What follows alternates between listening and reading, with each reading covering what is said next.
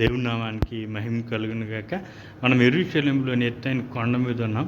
ఇక్కడి నుంచి కొన్ని స్థలాలను మీకు చూపిస్తాను రండి.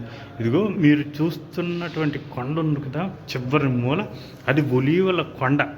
ఆ ఒలీవల కొండ మీద 1,50,000 సమాధులు ఉంటాయి. 3,000 సంవత్సరాల నుంచి ఉంటున్నాయి అన్నమాట అక్కడ సమాధులు. దావీదు కాలం నుంచి కొంచెం ఇటుగా వచ్చినట్లయితే మీరు చూస్తున్నారు అల్ అక్సా మసీద్ యొక్క డూమ్ని చూస్తూ ఉన్నారు.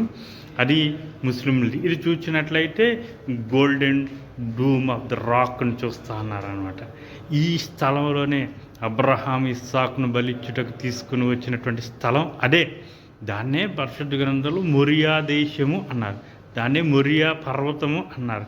అక్కడ దాని లోపల ఏకశిలా బండ ఉంటుంది అన్నమాట. ఆ బండ మీద ఇస్సాకుని బలి ఇవ్వటానికి మరి అబ్రహాము ప్రయత్నించాడు. అక్కడే పొట్టేలు పొదలో చిక్కుకున్నది కనబడుతూ ఉంటుంది. దాన్ని ఇస్సాకుకు బదులుగా ఇచ్చారనమాట.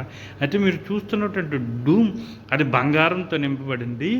మరి యోర్దాను రాజు సీనియర్ హుస్సేన్ 75 కేజీల బంగారాన్ని ఇచ్చినప్పుడు 1967 నుంచి 1993 వరకు 1,551 అలా రేకులుగా, బంగారు రేకులుగా చేసి దాన్ని అలా పొదిగించారనమాట. మీరు చూస్తున్నది వెస్టర్న్ వాల్ని చూస్తూ ఉన్నారనమాట. ఇది మాత్రమే యూదులకు వచ్చినటువంటి భాగము. ఆ మూలలో కనబడుతున్నది మనకు రాబిన్సన్ ఆర్క్ అని పిలిచారనమాట. ఇదిగో మీ అందరికీ యెరూషలేము శుభాలు కలుగును గాక.